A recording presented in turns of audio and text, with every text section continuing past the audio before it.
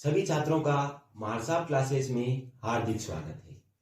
आज से हम एक नई शुरुआत करने वाले हैं और आज से हम इकोनॉमिक्स का एक बैच चलाने वाले हैं, ऑनलाइन बैच।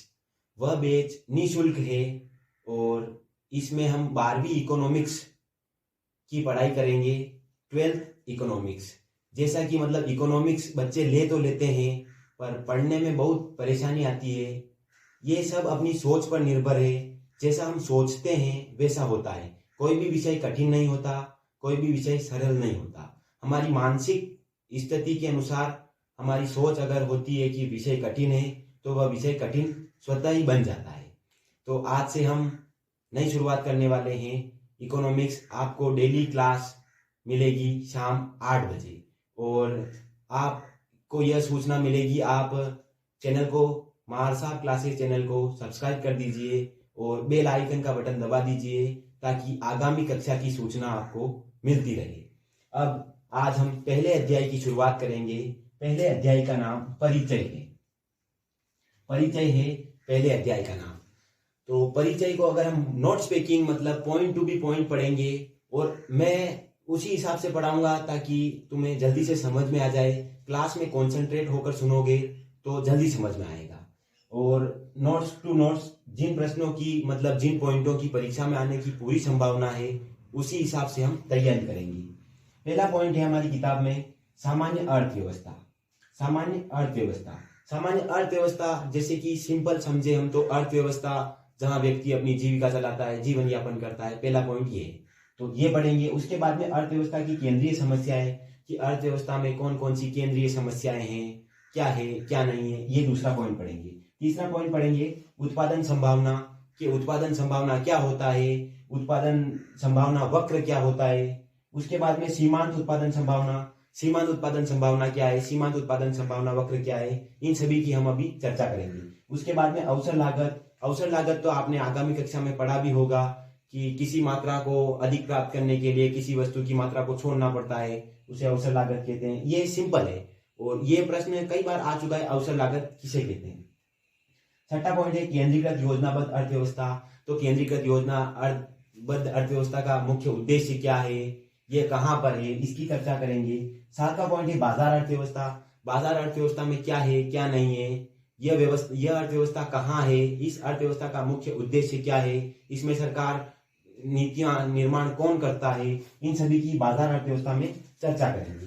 सकारात्मक अर्थशास्त्र को पढ़ेंगे, आदर्शक अर्थशास्त्र को पढ़ेंगे और व्यष्टि अर्थशास्त्र को पढ़ेंगे और समष्टि अर्थशास्त्र को पढ़ेंगे। आप इस का स्क्रीनशॉट ले लीजिए। हम नेक्स्ट स्लाइड की ओर चलते हैं।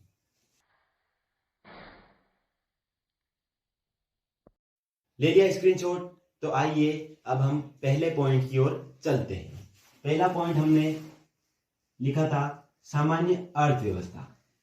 सामान्य अर्थव्यवस्था, सामान्य अर्थव्यवस्था। अर्थव्यवस्था को इंग्लिश में इकोनॉमी कहा जाता है। क्या? इकोनॉमी। अर्थव्यवस्था को इंग्लिश में इकोनॉमी कहा जाता है। अगर हम सामान्य अर्थव्यवस्था की बात करें तो अर्थव्यवस्था एक ऐसी प्रणाली है जहां रहकर व्यक्ति अपनी जीविका चलाता है या अपना जीवन यापन करता है। परिभाषा सामान्य लिखना चाहो तो अर्थव्यवस्था एक ऐसी प्रणाली है, अर्थव्यवस्था एक ऐसी प्रणाली है, अर्थव्यवस्था एक ऐसी प्रणाली है जहां रहकर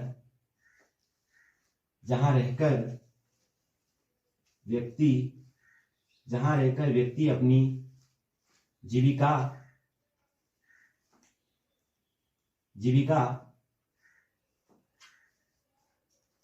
चलाता है, जीविका चलाता है या जीवन यापन करता है। इससे आगे और हम देखें दूसरा पॉइंट तो यह बन सकता है कि मतलब अर्थव्यवस्था में उत्पादन, कौन सी चीजों का उत्पादन करना है, व्यक्ति उत्पादन करता है, उपभोग, विनिमय, वितरण, ये सभी इन सभी गतिविधियों को शामिल किया जाता है। तो अर्थव्यवस्था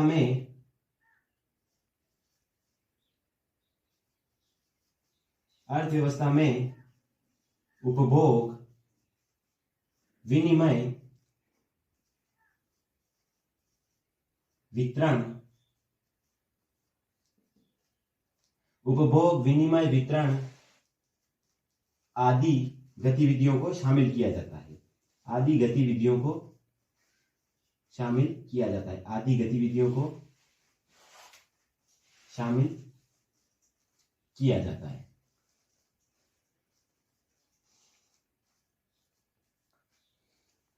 लीजिए इसका स्क्रीनशॉट, और हम इसका स्क्रीनशॉट लीजिए, आगे चलते हैं।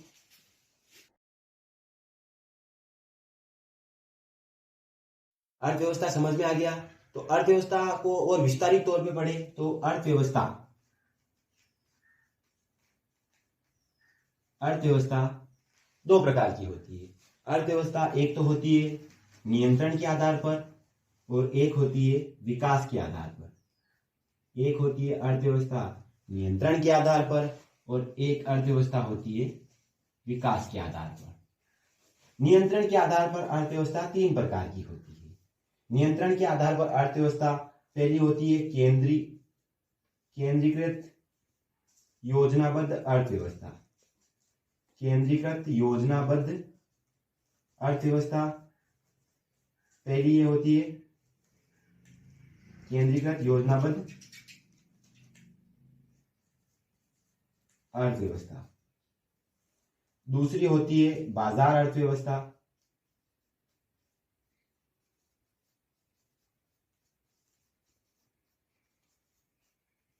और तीसरी होती है मिश्रित अर्थव्यवस्था। तीसरी होती है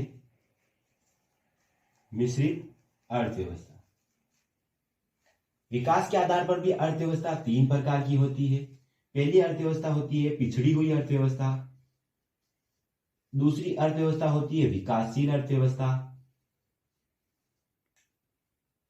विकासशील अर्थव्यवस्था। और तीसरी अर्थव्यवस्था होती है विकसित अर्थव्यवस्था। तीसरी अर्थव्यवस्था होती है विकसित अर्थव्यवस्था।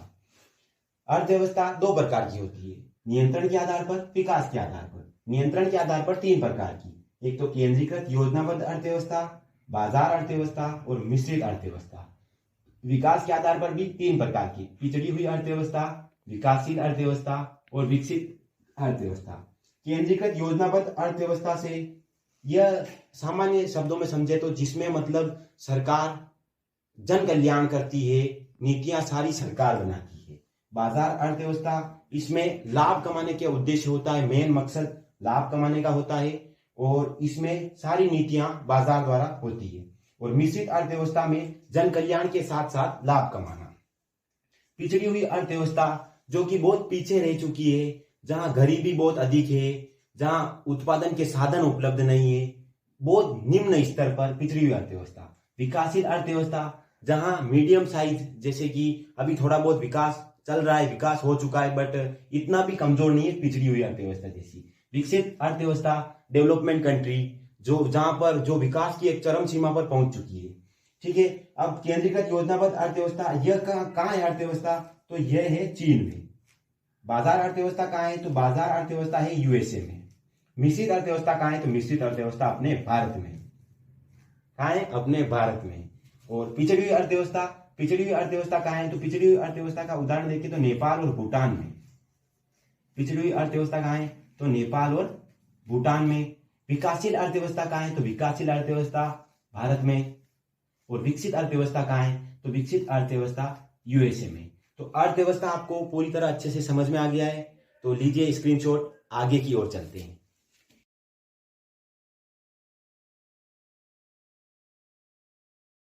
ले लिया स्क्रीनशॉट, चलिए दूसरे पॉइंट की ओर चलते हैं। दूसरा पॉइंट है अर्थव्यवस्था की केंद्रीय समस्याएं।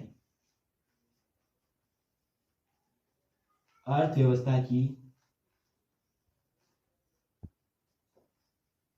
केंद्रीय समस्याएं।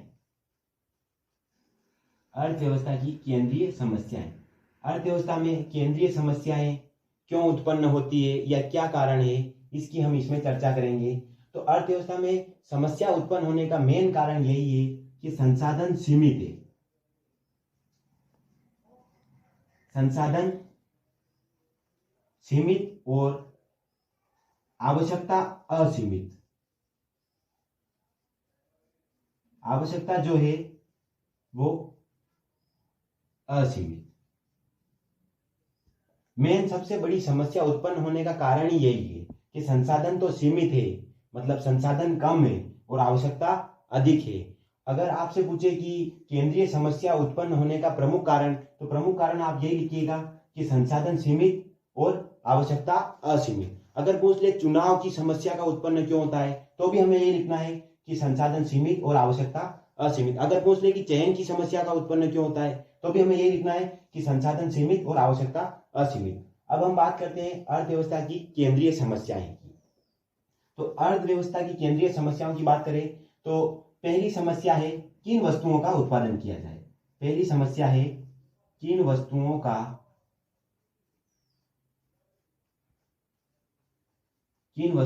उत्पादन किया जाए, किन वस्तुओं का उत्पादन किया जाए। दूसरी समस्या है किससे वस्तुओं का उत्पादन किया जाए।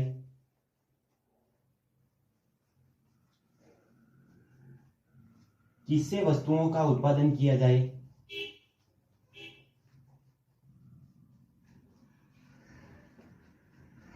और तीसरी समस्या है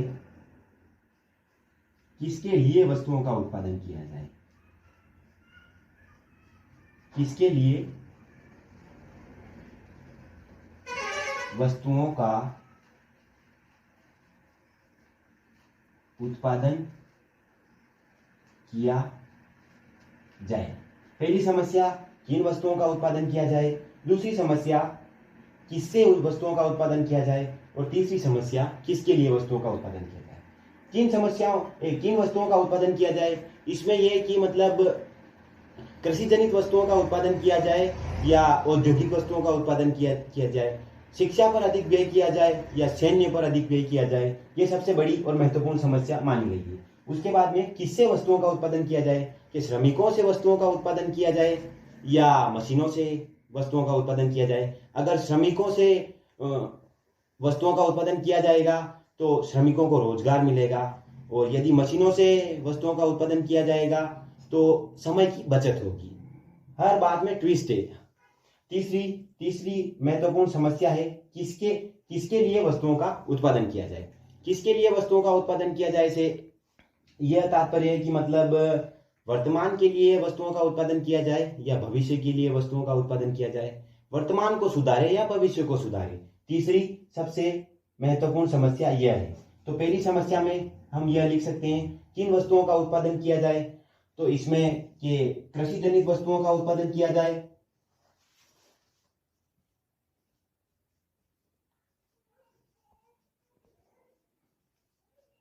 कृषि जनित वस्तुओं का उत्पादन किया जाए या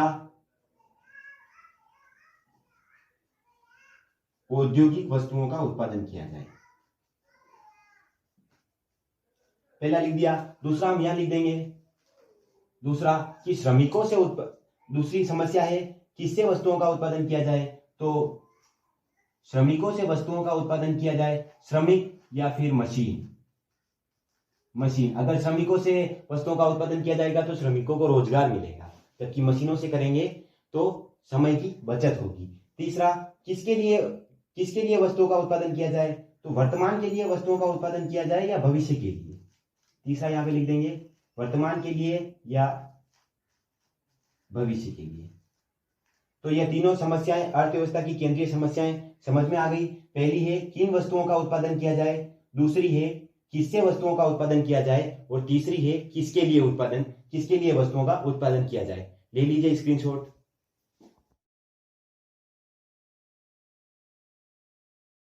चलिए आगे की ओर चलते हैं। तीसरा पॉइंट है उत्पादन संभावना।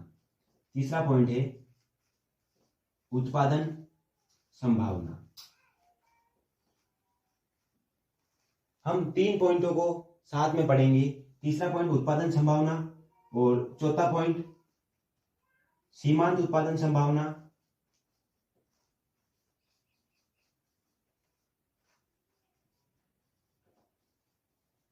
और पांचवा पॉइंट अवसर लागत।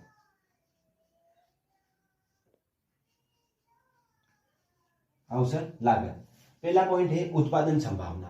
संभावना से थोड़ा बहुत कॉमन सेंस की बात है। संभावना अर्थात मतलब संभावना जिसकी होती हो या अधिक वस्तुओं में किसी एक वस्तु की संभावना बताना उत्पादन संभावना कहलाता है। ये सामान्य तौर पर परिभाषा है। अगर हम परिभाषा लिखना चाहे तो उपलब्ध संसाधनों तथा प्रौद्योगिकी ज्ञान के द्वारा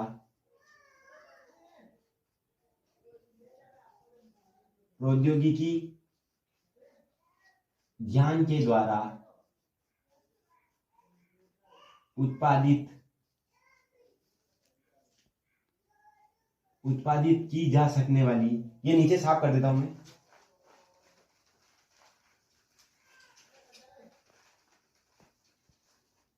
उत्पादित की जा सकने वाली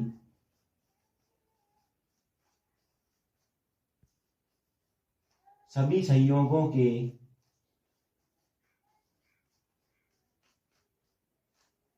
उत्पादित की जा सकने वाली वस्तुओं और सेवाओं के उत्पादित की जा सकने वाली वस्तुओं और सेवाओं के, यहां पे लिख देना, वस्तुओं और सेवाओं के सभी संयोगों के समूह को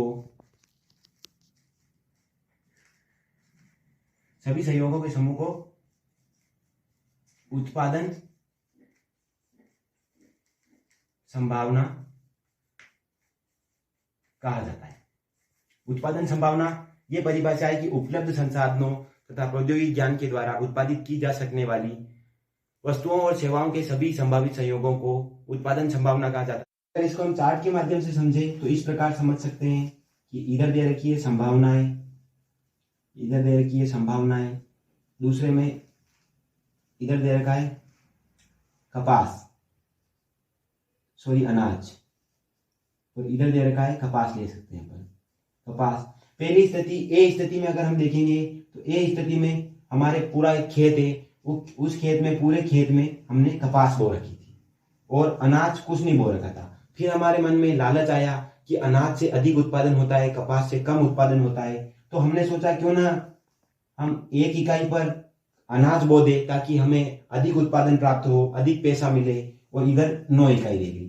फिर थोड़ा और लालच आया तो हमने तीसरी सी स्थिति में हमने 2 इकाई और अनाज की बढ़ाई, तो इधर 2 इकाई इधर बढ़ गई, तो इधर बची 7 इकाई, 7 इकाई कपास की रह गई। उसके बाद में डी स्थिति, फिर आगे लो, डी स्थिति में हमने 3 इकाई और बढ़ाई अनाज की, क्योंकि हमें अधिक उत्पादन करना है, अधिक पैसे चाहिए, कपास का भाव कम है, उस हिसाब से हमने अधिक उत्पादन करना चाहते हैं हम। 3 स्थिति बढ़ा दी, तो इधर 2 और 3, 5 और 1 6 और बची किधर, इधर 4, ओनली 4 पे ही कपास रह गई। ई स्थिति में हमने इधर कितनी बढ़ा दी, इधर 4 और बढ़ा दी, इधर 4 इकाई और बढ़ा दी, और इधर 0। अंत में हमारे पास यही मिला कि हमने पूरे खेत में अनाज बो दिए और कपास का उत्पादन बंद कर दिया। तो यही उत्पादन संभावना कहलाता है या सीमांत उत्पादन संभावना कहलाता है। सीमांत उत्पादन संभावना चौथा पॉइंट है, जो कि सीमांत उत्पादन संभावना ये की यही परिभाषा है कि उपलब्ध संसाधनों तथा प्रौद्योगिकी ज्ञान के द्वारा उत्पादित की जा सकने वाली सभी संयोगों के समूह को उत्पादन संभावना कहा जाता है। और इन्हीं संयोगों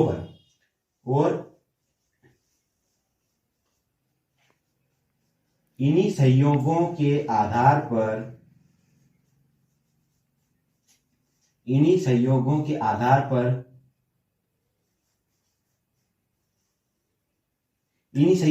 पर हम जो आरेख बनाते हैं या हम जो वक्र बनाते हैं,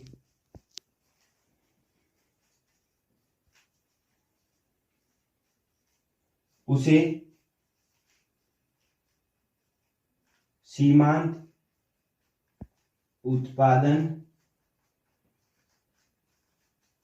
संभावना कहते हैं। अगर पूछे कि उत्पादन संभावना, तो उत्पादन संभावना उपलब्ध संसाधनों तथा प्रौद्योगिकी ज्ञान के द्वारा उत्पादित की जा सकने वाली, ये परिभाषा लिख देनी है। उसके बाद में ये आप उदाहरण के तौर पर ये समझा सकते हो। उसके बाद में अगर पूछे कि सीमांत उत्पादन संभावना, तो सीमांत उत्पादन संभावना के जो मतलब ये समूह दे रखे या सहयोग दे रखे, इन्हीं के आधार पर हम जो वक्र बनाते हैं, तो वो वक्र सीमांत उत्पादन संभावना कहलाता है। वक्र कुछ इस प्रकार से बनेगा ये इस प्रकार से इधर हम कपास ले सकते हैं और इधर हम अनाज ले सकते हैं।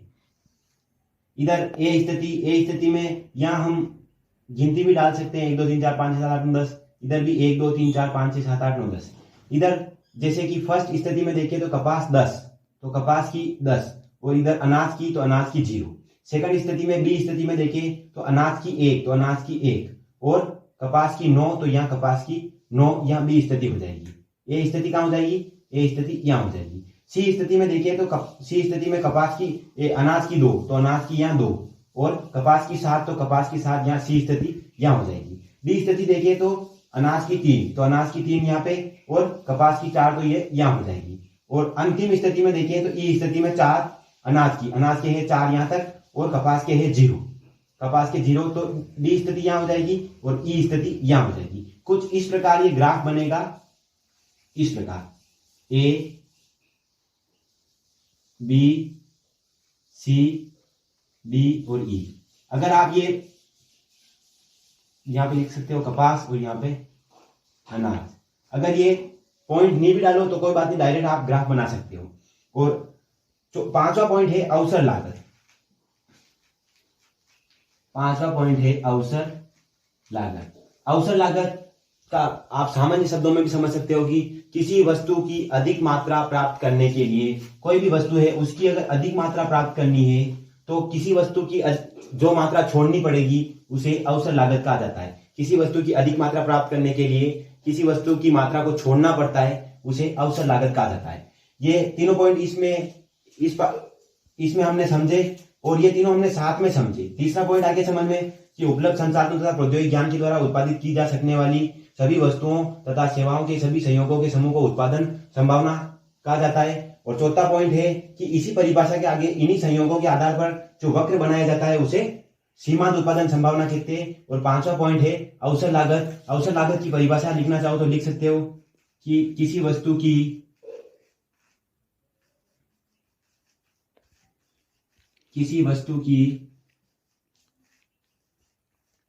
अधिक मात्रा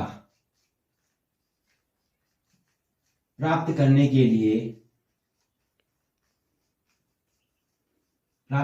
लिए किसी वस्तु की जो मात्रा छोड़नी पड़ती